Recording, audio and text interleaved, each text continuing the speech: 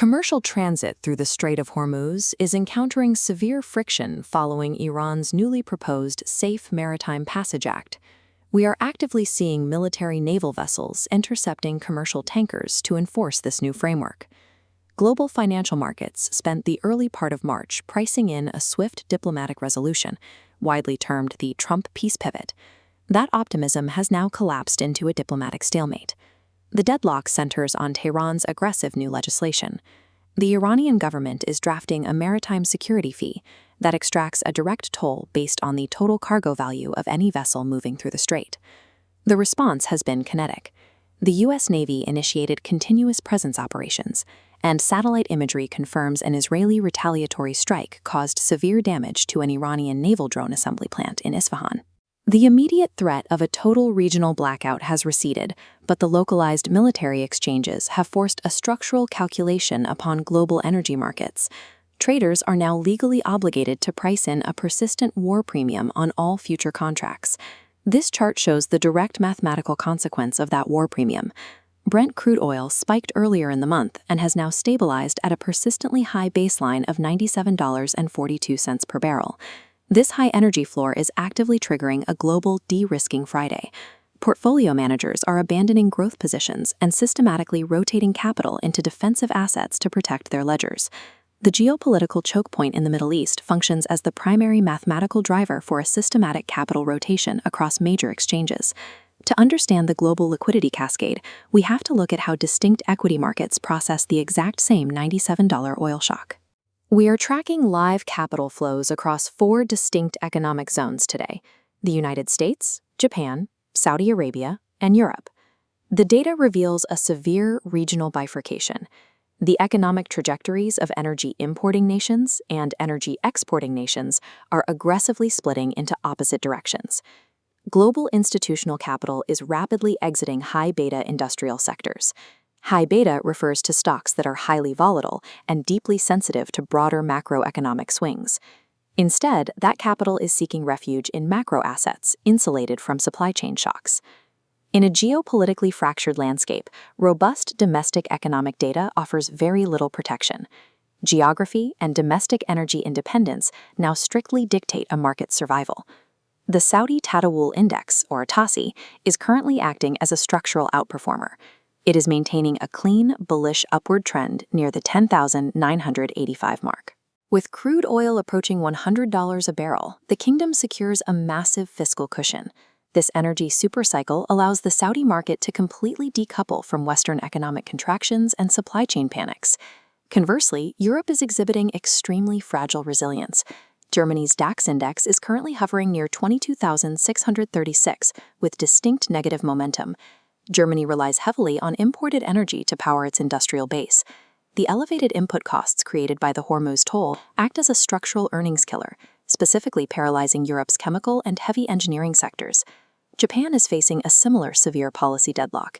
The Nikkei 225 is currently trapped at 53,218, failing to rally even after the country reported a 1.3% GDP revision and its first real wage increase in 13 months. This chart shows exactly why domestic Japanese growth is stalling. The Japanese yen has weakened to 158.42 against the US dollar. The crushing cost of imported fuel completely offsets the financial benefits of their booming export sector. For massive energy importers, internal economic victories do not matter. Any positive domestic data is immediately erased by the external inflation tax imposed at the Strait of Hormuz. The United States S&P 500 enters the final session of March in a highly precarious position near 6,642, actively struggling to maintain the relief bounces seen earlier in the week. The index is reacting to the core PCE inflation data, holding stubbornly at 3.1%. PCE, or Personal Consumption Expenditures, is the Federal Reserve's preferred metric for tracking price changes in consumer goods and services. This sticky inflation print effectively neutralizes any institutional hopes for a pre-summer Fed rate cut. Elevated logistics and fuel costs are actively crushing the profit margins of consumer discretionary sectors, while simultaneously creating structural valuation boosts for defense contractors. Derivative markets have absorbed this data and are now pricing in a massive 92% probability that the Federal Reserve will hold interest rates entirely steady at their May meeting. This is a daily candlestick chart of the S&P 500, showing a classic head and shoulders pattern. We are tracking a critically weak structural support zone currently forming precisely at the 6,600 level. Breaching this 6,600 floor would remove human discretion from the equation. It would automatically trigger a cascade of systematic algorithmic selling from quantitative funds programmed to liquidate below that moving average. Because U.S. equity markets can no longer guarantee safe haven returns, professional trading desks worldwide are adopting high-cash, market-neutral stances to wait out the volatility. In India, the equity market is experiencing a volatile consolidation. On the surface, the headline Nifty 50 index appears perfectly stable, holding a technical floor at 23,212. That headline stability is an illusion. The flat top-line number masks a violent institutional divergence occurring directly beneath the surface. This diagram shows the institutional delta. The delta measures the opposing flow of capital between domestic retail-backed funds, known as DIIs, and retreating international capital controlled by foreign institutional investors, or FIIs. Foreign institutional investors are executing an aggressive cash sell-off, persistently dumping over 4,122 crores into the market to cover their positions. Furthermore, we are tracking massive FII index future shorting of 1,245 crores. Smart money is actively hedging against the probability that the Gulf peace plan fails entirely. The only reason the index hasn't collapsed is that domestic institutional investors are fiercely absorbing this foreign sell-off, pouring in 4,896 crores in purchases to buy the dip. The foreign exit is driven by strict macro requirements. Global funds are liquidating Indian assets to cover international margin calls and pivot their capital toward the safety of the US dollar, which currently sits strong at 99.42 on the DXY index. This intense dollar rotation exposes the extreme vulnerability of the Indian rupee, which is currently hovering dangerously near a record high risk level of 93.84 to the dollar. High oil prices weaken the rupee, forcing foreign funds to sell. Macroeconomic shocks transmit through global financial systems, triggering automated capital flight across international borders. The Nifty's headline stability is completely reliant on domestic retail absorption. Without foreign capital flowing in, the technical floor is structurally fragile to any further external shocks. Beneath the flat Nifty 50 index, capital is moving rapidly between specific sectors to survive the liquidity drain.